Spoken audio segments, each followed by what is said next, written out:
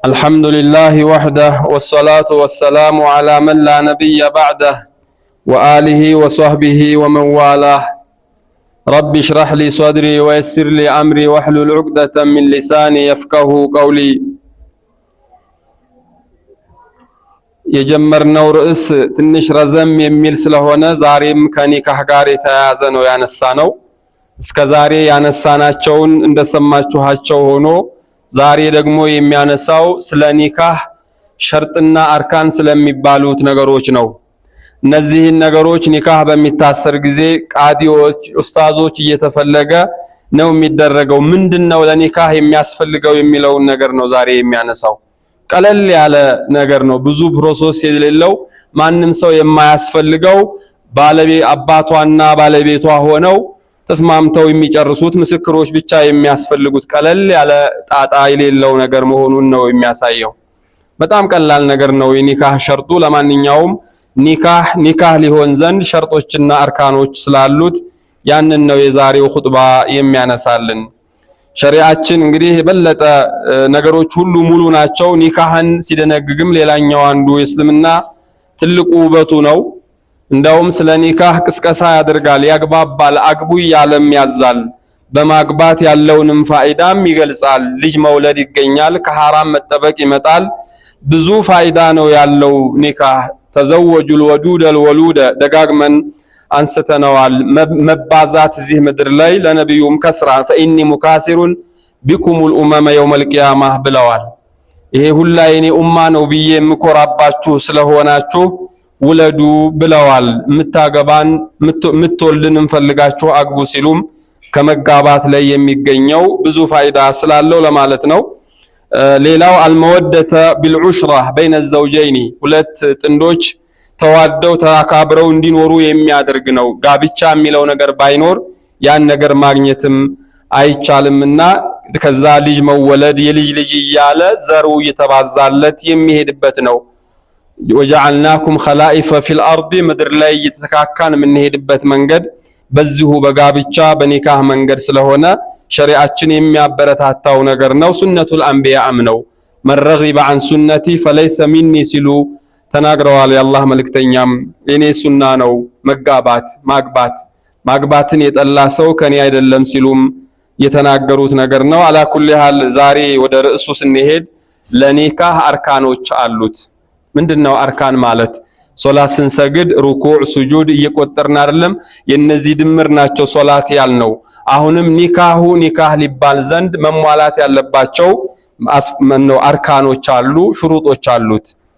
በደንብ እንድታዳምጡኝ ይሄንን የኒካህ ጉዳይ። ምክንያቱም አንተም ነገ ታገባለህ፣ ልጅህንም ነገር ትዝራለህ።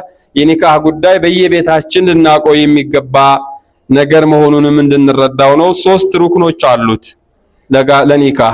ኒካህ በሚታሰር ሰዓት እነዚህ 3 ነገሮች መኖራቸውን ከተረጋገጠ ኒካሁ እንደተሟላ ወቁት ማለት ነው። ብዙ ኮተት ያሉ ነገሮች መስፈርት ያልሆኑ የግድ የሚመስላቸው ኒካህ የታሰረ የማይመስላቸው ሰዎች አሉ። ከነዚህ ከ3 ውጭ ያሉት ምናልባት ወይማ በሱናነት ወይ ዝም ብሎ ተለምዶች ናቸው። አንደኛውና የመጀመሪያው አዘውጃን ነው፣ ባልና ሚስት። እንግዲህ ኒካህ ሲታሰር እዚህ ጋር የምታገባዋ ሙሽሪት አለች፣ እዚህ ጋር ሙሽራው አለ። ሁለታቸው በሌሉበት አንዱ ብቻውን አይሆንም። መኖር ማለት ኒካህ በሚታሰርበት ቦታ ላይ ይገኙ ማለት አይደለም። ስለዚህ ለዚህኛው ልጄን ላንተ ሰጥቻለሁ የሚባባሉት አልኻሊያኒ ሚነል መዋኒዒ በመሃላቸው ደግሞ የሚከለክል ነገር የሌለ መሆን አለበት። እንደ ዝምድና መጋባት የማይፈቀድ ሁሪመት አለይኩም ኡማሃቱኩም ሲል ሱረት ኒሳ የጠቀሳቸው አሉ። በጣም ትንሽ ሰዎች ናቸው። ከዛ ውጭ ያለውን ትሆነኛለች ካለ እንደ ሸሪዓው ማግባት ይችላል። ዘመድ ኢማ ቢነሰብ በስጋ የመጣ ዝምድና ሁሪመት አለይኩም ኡማሃቱኩም ወበናቱኩም እያለ የቆጠራቸው እናት፣ ልጅ፣ የልጅ ልጅ በያው ይቀጥላል። እህቶች ያልኩበት ሸቂቅ የሆነች በአባት በእናቱ በአባት የሆነችም በእናት የሆነችም የእህት ልጅ፣ አክስቶች በአባትም በእናትም የሆኑት እነዚህ በስጋ በኩል የተከለከሉ የጋብቻ የሚከለከሉ ናቸው። በረዷዕ በኩልም የዚሁ ነው ያክል ይመጣሉ። የረዷዕ ማለት አንድን ህፃን ልጅ አንዲት እናት ካጠባችው ያ ልጅ ልጇ ነው ለሷ። ስለዚህ እሷ የወለደቻቸው ልጆች ሁሉ ለሷም ለዛ ለልጅም ደግሞ እህቶቹ ናቸው። ያጠባችው የእናቱ እህቶች ለሱ አክስቶቹ ናቸው እያለ ይቀጥላል። በእናቱ በኩል የሚመጡ ዘመዶች ሁሉ ባጠባችው እናት በኩልም ዘመድ ይሆኑታልና ይሄንንም ጥንቃቄ ይፈልጋል። ዛሬ ሰው ራሷንም ልጅ ማጥባት ትታለች እንጂ ድሮ ገጠር ላይ የተለመደም ነገር ነው። ገበያ ስትሄድ ለጓደኛዋ ሰጥታ ትሄዳለች። ሕፃኗን እያጠባች ታሳድጋታለች። ያቺ ልጅ እዛ ቤት ውስጥ ሁለተኛ እናት ፈጥረው ነው ያደጉትና ሲያድጉ በጣም ጥንቃቄ ይፈልጋል። አብረው ሲያድጉ ምንጋባ ማለት ይመጣና የጥቢ ጉዳይ የተዘነጋ ብዙ ሰው ከእህቱ ጋር የሚኖርበት አጋጣሚም ስላለ የጥቢም ጉዳይ ሊጠነቀቁት ይገባል። ሌላው ወአንተጅመዑ በይነል ኡኽተይኒ የተከለከሉትን ነው ያነሳው ያለሁት። አንድ ሰው አንድ ሚስት ካገባ በኋላ የሷ እህት ለሱ ጋብቻ አይፈቀድለትም። ኢላ ማቀር ሰለፍ ማለት ወደፊት ምናልባት በሞትም ይሁን በመለያየት ከተለያዩ በኋላ ድጋሜ እህቷን ቢያገባ ሸሪዓው አይከለክለውም። ወኢላ ሁለቱም ባንድ ላይ ካክስቷ ጋር አይቻልም። ይሄ ዝምድና ወደ ማቆራረጥም ስለሚመጣ ለማለት ነው። ሌላው የእንጀራ ልጅን ማግባት አይፈቀድም። የእንጀራ አባቷንም እንደዛው ማለት ነው። የልጁን ሚስት ማግባት አይፈቀድም። ልጇ አግብቷት የነበረችን ልጁ ናት ለሱ ያንን ማግባት አይፈቀድም። እነዚህ የሚከለከሉ ናቸው። የባለቤቱን እናት ዘላለም እናቱ ናትና አይፈቀድም ሲባል እነዚህ አጅነብይ አይሆኑም ማለት ነው። ስለዚህ ባልና ሚስት አንድ ወንድና አንድ ሴት ያስፈልጋል። ሩክን ነው ማለት ይሄ ነው። ሁለተኛው ሩክን ደግሞ አልኢጃብ ነው። ከሴቷ በኩል ያሉት አባቷ ወይም ወንድሟ ወይም አጎቷ ሊሆኑ ይችላሉ። ሰጥቻለሁ የሚል ቃል ያስፈልጋል። በጋብቻ ላይ ኒካህ በሚታሰር ሰዓት የሚያስፈልገው ሰጥቻለሁ የሚል ነው። ዘወጅቱከ ፉላነተን ወልየት ይላል። ፉላና ስሟን ይጠቅስና ሰጥቻለሁ የሚል ቃል ያስፈልጋል። ወሰላሰቱን ጅድሁነ ጅዱን ወሐዝሉሁነ ጅዱን የተባሉት ናቸው። እነዚህ ሸርጦች ከተሟሉ በቀላሉ ኒካሁ እንደሚታሰር ነው። ሰጥቻለሁ የሚል ቃል የግድ ያስፈልጋል። አለዛ ዝም ብሎ በስምምነት አይሆንም። አንዳንድ ጊዜ ለማጨት ተብሎ ለመጠየቅ ይገባል። ተስማምተናል ይላሉ። ይሄ ጋብቻ አይደለም። ያው ቃል መጋባታቸውን ነው የሚያሳየው። በዕለት ዕለት የኒካህ ፕሮግራሙ ደግሞ ለብቻው ያስፈልገዋል። ሶስተኛው ሰጥቻለሁ ስላለ ብቻ አይደለም። ሰጥቻለሁ የተባለው ሰው ተቀብያለሁ የሚል ሸርጥ ሩክን ነው ይሄ። እነዚህ ሶስቶቹ ከተገኙ የኒካሁ ሩክን ይሄ ነው። አለቀ። ኒካሁ ይሄ ነው። ከዚህ በፊት ምን ይደረጋል? ሚቀራ ኹጥባ የሚባል አለ። ኡስታዞች ተፈልገው ያለነሱ አይሆን ይመስል እሱ ሁሉ ሸርጥ አይደለም። ምንም አይገናኝም ከኒካሁ ጋር። እሱ ሰጥቻለሁ ሲል እሱ ደግሞ ተቀብያለሁ ካለ ሁለቶቹ ባልና ሚስት የተስማሙበት ነገር ከሆነ ኒካሁ አለቀ። ይሄ ነው። ይደገም ይባላል። አንዴ በአረብኛ፣ አንዴ በአማርኛ፣ አንዴ በኦሮሞኛ ይደጋገም ይባላል። የመጀመሪያው ካልሆነ ሁለተኛውም አይሆንም። አለዛ ምንም የሚያጠራጥር የለውም። ይሄ ነው ሩክኖቹ። እነዚህ ሶስቶቹ ሲሆኑ አራት ደግሞ መስፈርቶች ይኖራሉ። ሰጥቻለሁ ተቀብያለሁ ከመባባላቸው በፊት ሌላ ደግሞ መሟላት ያለባቸው ነገር ሁለቶቹ ባልና ሚስቶች ተዕይን ያስፈልጋል። ከልጆች ውስጥ ለአንዱ ልጄ እንድሰጠኝ ጠይቄሃለሁ ቢለው አይሆንም። ተዕይን የሚባለው እገሊትን ለገሌ የሚል ሸርጥ ያስፈልገዋል። ለምሳሌ አንድ ሰው 3 ወንድ ልጅ ይኖረዋል። እዛኛውን ቤት ከአንድ በላይ ሴት ይኖራል። ልጄን ለልጅ ሰጥቻለሁ ቢለው ለየትኛው ልጅህ የትኛዋን ልጅህን ነው የሰጠኸው? ስለዚህ ይሄ ግልጽ ስላልሆነ አይሆንም። መሆን ያለበት ስሟ መጠቀስ አለበት። ሌላ ተጨማሪ እዚህኛውን ቤት ልጅ ካለ ለዚህኛው ለሙሐመድ ለአህመድ ተብሎ መጠቀስ ይኖርበታል። ተዕይን ይባላል ይሄ እንጂ በደፈናው ዝም ብሎ ልጅህን ለልጅ ሰጥቻለሁ የሚለው ነገር በተለይ የሚያሻማ ተጨማሪ ልጆች ካሉ አይፈቀድም ማለት ነው። ይሄ ኒካሁ ሸርጡ የጎደለው ይሆናል። ይሄ አንደኛው ሸርጥ ነው። ሁለተኛው ላቡደ ሚን ሪዳሁም ባልና ሚስት መስማማት አለባቸው። ዝም ብሎ በግዳጅ የሚዳር ጋብቻ የለም። አንዳንድ ሰው ሴቷን ብቻን ሳይሆን አባትንም የሚያስገድድ ይኖራል። ልጁ የማይፈልገውን ለትዳር ዝግጁ ባልሆነበት ሰዓት ሊያገባት ያልፈለገውን በቃ እንደዚህ የማታደርግ ከሆነ እኔ እናንተ ተጣልተናል በሚል አይነት ነገር አይቻልም። እንደዚያ ኢጅባር የለም፣ ፍቃደኝነት ያስፈልጋል። ሰሞኑን ስንቀራው እንደነበረው ስናየው እንደነበረው ከማግባቱ በፊት ሊያያት ሁላ ይገባል ስንል ነበር። እሷም ልታየው ይገባል። ምክንያቱም የሚመሰረተው ህይወት እንዳይበላሽ ያማረ ሆኖ እንዲሄድ በኋላ ደበርሽኝ ደበርከኝ እንዳይመጣ ተያይተው ተዋደው መሆን ስላለበት፣ ስለዚህ በግዳጅ ካሁኑ ያላማረ በኋላም ጭቅጭቅ የበዛበት ስለሚሆን ሪዷ ግድ ነው፣ ሸርጥ ነው ይሄ። እሷም እንደዚሁ እሱም እንደዛው ማለት ነው እንጂ በግዳጅ ኒካህ ማሰር አይፈቀድም። ላቱን ከሁል ቢክሩ ሐታ ተስተእመር ብለዋል ነብዩ አለይሂ ሰላቱ ወሰለም። ቢክር ማለት ልጃገረድ የሆነች ሴት ሳትጠየቅ መዳር አይቻልም ብለዋል። ሰይብም እንደዛው ሐታ ተስተእዘን ፍቃድ ሳትጠየቅ። ሰይብ ማለት አግብታ የምታውቅ ማለት ነው። ቢክር ማለት ደግሞ አግብታ የማታውቅ ልጃገረድ የሆኑ ሁለታቸውም ፍቃድ ይጠየቃሉ። በህይወታቸው ላይ መወሰን የሚችሉ ናቸው ለማለት ነው። ቂለ ማኢዝኑሃ ብለዋል ለቢክሯ።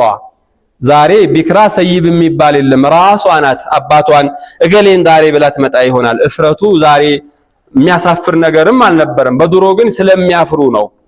ያፍራሉ። ልድርሽ ነበር ሲላት ካልፈለገች እምቢ ማለት አታፍርም። ግን እየፈለገ እሺ ማለት ግን ስለሚያሳፍራት ዝም ካለች ፍቃደኝነቷን መግለጿ ነው ብለዋል። ቢክራ ከሆነች። ሰይብ ከሆነች ግን በግልጽ ቃል ፈቅጃለሁ ማለት ይኖርባታል። ይሄ ሳይሆን መዳር አይፈቀድም።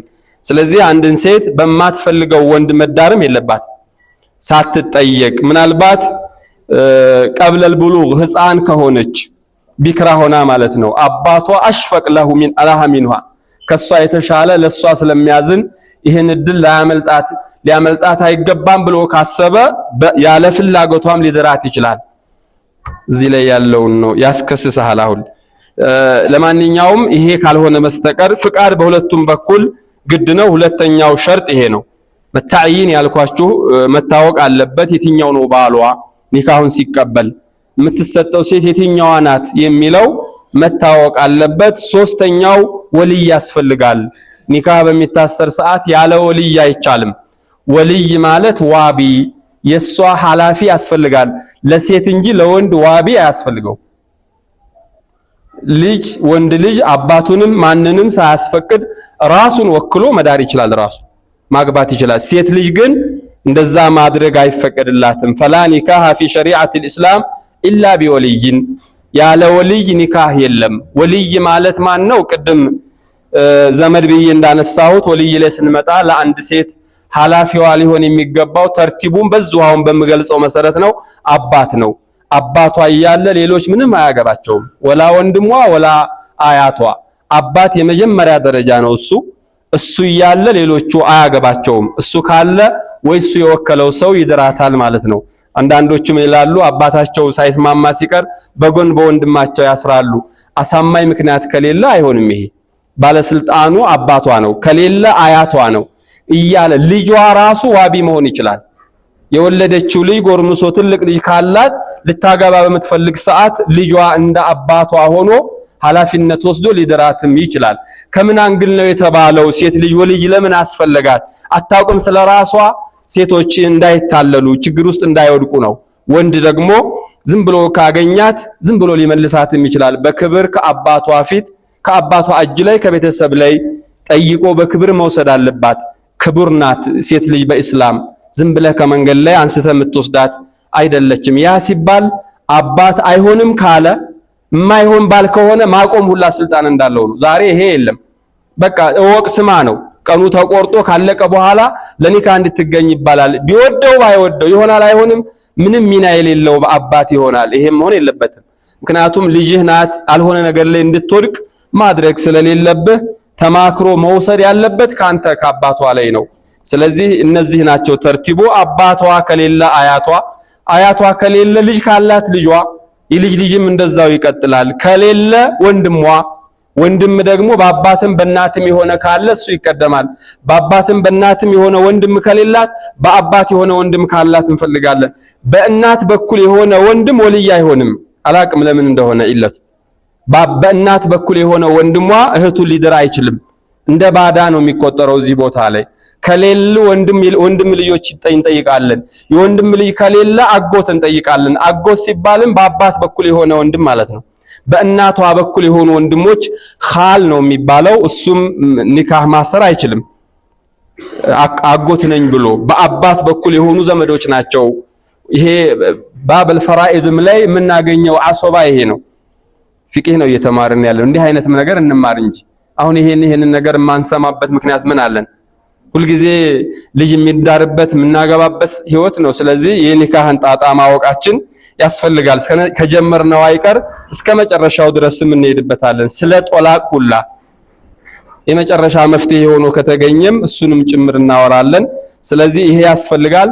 የዘመድ አይነት ከሌላት እስከ አጎት ሊድረስ ሄደን ሊድራት የሚችል እንዳጋጣሚ አንዳንድ ጊዜ ያሉት ወልዮች ወልይ የተባሉት መሆን የማይችሉ ቀጥለን መጣበታለን። አዲል መሆን አለባቸው ብለናል። ሙስሊም መሆን አለባቸው። አንዲት ልጅ አንድ ሴት ወደ እስልምና ብትመጣ አባትም ዘመድ ቢበዛት ቢኖራትም እነዛ ሰዎች ለሷ ዋቢ መሆን አይችሉም። ሙስሊም መሆን ሸርጥ ስለሆነ የዛን ጊዜ የመጨረሻ አማራጭ ላይ ቃዲ ዘንድ ይኬዳል። ሸሪዓ ፍርድ ቤት የሚባለው የሸሪዓ ፍርድ ቤት የመጨረሻ ስልጣን ነው ያለው እሱ። ሌላ ሙሉ ሲጠፋ መጨረሻ ላይ የምንሄድበት እንጂ ምንም ስልጣን የለውም እሱ። ስለዚህ ያችን ሴት እንደ አባት ሆኖ ቃዲው ይድራታል ነው የምንለው። ከዚህ ውጪ ለብቻ የሚፈጸም የሚያልቅ ትዳር ጋብቻ የለም። እሷና እሱ ተስማምተው ምስክር አስቀምጠው ያለ ወልይ ምን አሉ የአላህ መልእክተኛ?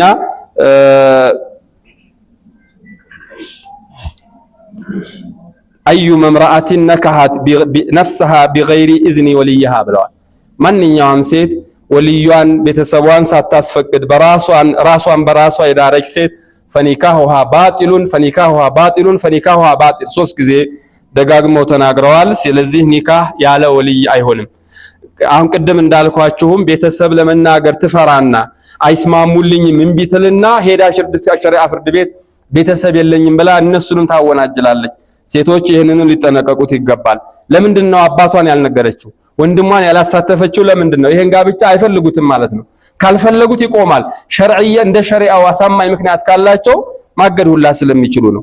ስሙ ብቻ አይደለም እንዲሰሙ ሳይሆን የሚፈለገው ለሷ እኮ ነው። ይሄ ኃላፊነት የተሰጣቸው ለሷ ከማሰብ አንፃር ነው። ዛሬ አግብታ ነገ ጧት የሚጫወትባት የማይሆናት ከሆነ ከወዲሁ ያስቆሙታል።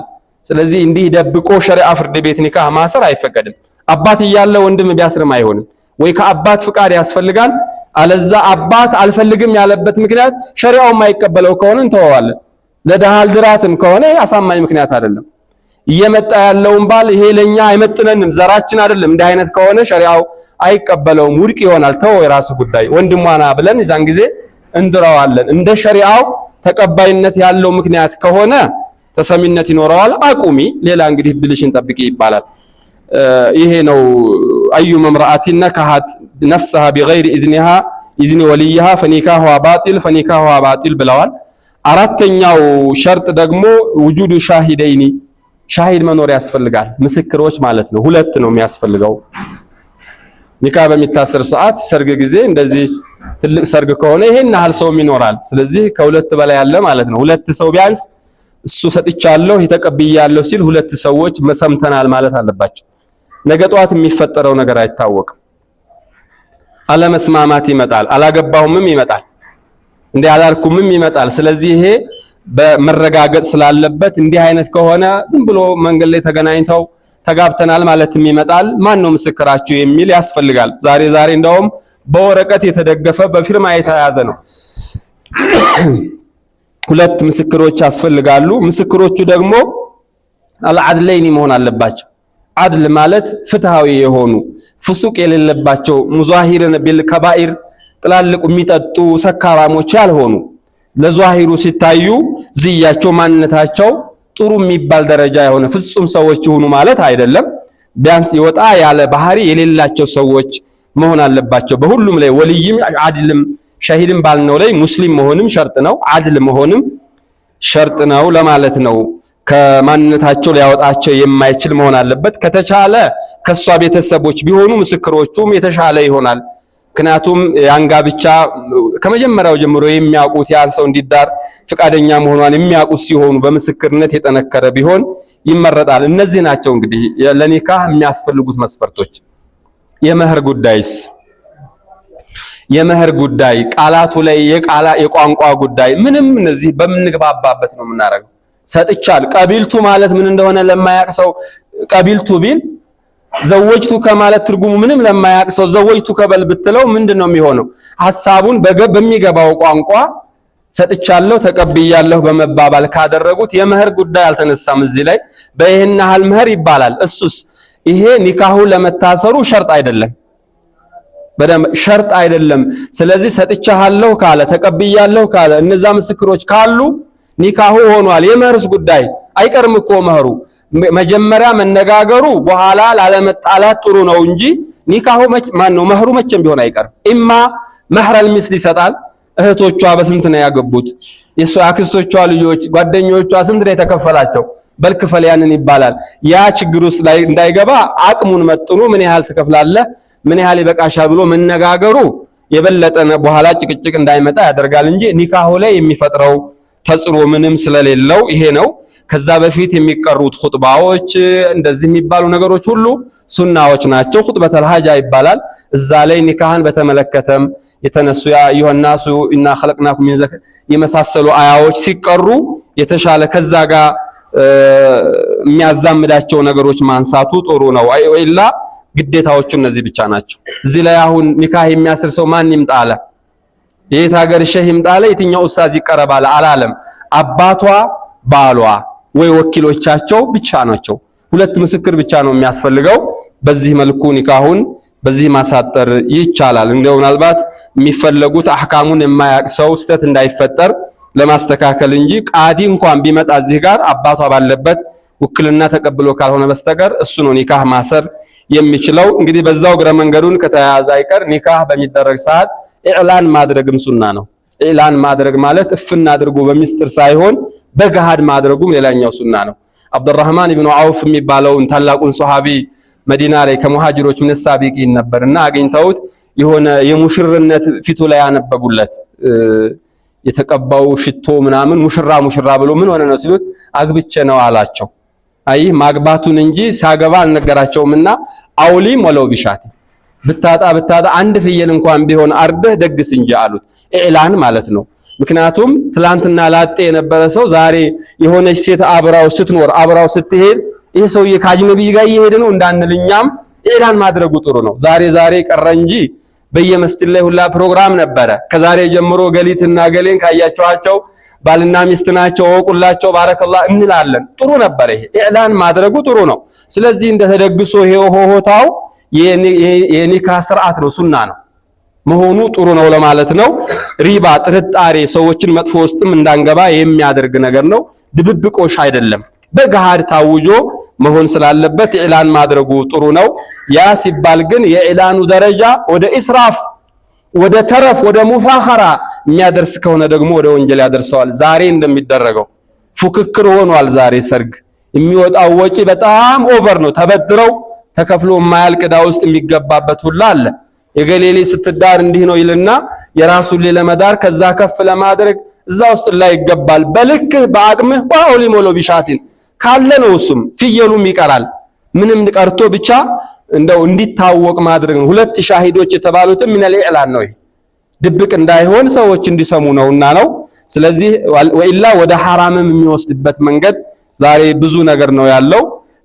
ሌላው ይስተሐቡ ተህዊኑ ሚን ሸእኒ المرأة ሚን ጀሃቲ ጂሃዚሃ በተለይ የሴት ቤተሰብ ይሄን ሊያስቡበት የሚገባ ነገር ነው። ጋብቻን ዛሬ ወጣቶች እንዲፈሩት እንዲሸሹት ያረጋቸው ነገርም ከሴት በኩል የሚጠየቁ ጥያቄዎች ናቸው።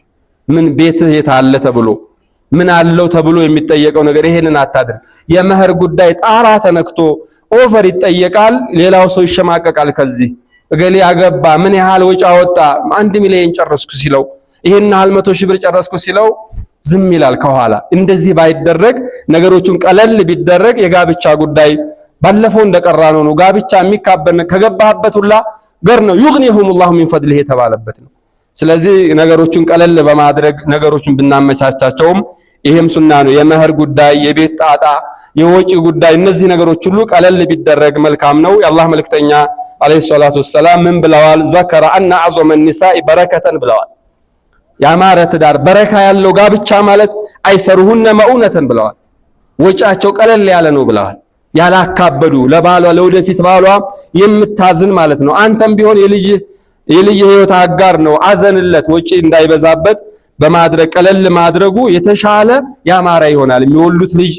ምክንያቱም ደስ ብሎት ነው እየኖረ ያለው። ደስ ሲለው የሚያደርገው ነገር አለ። እየመረረው እየከፈፈው መሆን ስለሌለበት ቀለል ማድረጉም ተገቢ ነው። ወልሙባለጋቱ ፊል አልቢሳ በአልባሳት ጉዳይ በጌጡ በምኑ የሚደረጉ ነገሮች አንዳንዶቹ እንደውም ወደ ሐራም የሚያደርሱም ይኖራሉ።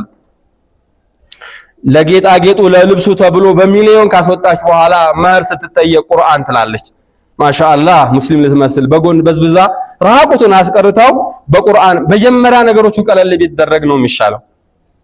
አልሰማችሁም እንዲህ አይነት ነገር? ማሻአላህ ሙጠዋዕ ናት የኛ ልጅ። በጎን እኮ ምንም አልቀረውም ቆዳው ነው የቀረው። እንዲህ አስደርጋ አይሆንም። በጣም በአልባሳቱም በጌጡም በምኑም በልክ ቢሆን ጥሩ ነው። መቼም ሁሉም ባለው ልክ ነው ያለው። ሰው ያለውን ቢያደርግ መልካም ነው።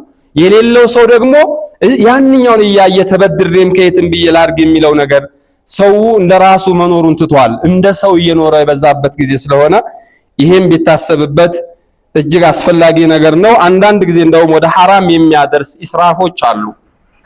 ትልልቅ ሆቴል ይያዛል፣ ትልልቅ መኪናዎች፣ ብዙ ወጪ ይደረጋል ከዲኮሩ ጀምሮ። ይሄ ሁሉ አላግባብ ነው። ኢዕላን ይወደዳል ሲባል ሰው ቀዳዳ ነው የሚፈልገው። ትንሽ መግቢያ ቀዳዳ ካገኘ በዛ የሚጠቀመው ነገር ይሄ እኛ ሙስሊሞች ልናረጋው ይሄ ሱነተል ይሁድ ነው። ይሄ ሌሎች የሚያደርጉትን ከነሱ እየተሽቀዳደምን ያልነው ነገር ስለሆነ አይሆንም። ስለዚህ ፈተቁላህ ጀለ ወዐላ ወብኑ ሐያተኩም ወሐያተ አውላዲኩም አላ አሳሲን ሸርዕያ ሸሪዓው በሚለው መሰረት ይዞ ቢሄድ የተሻለ ይሆናል።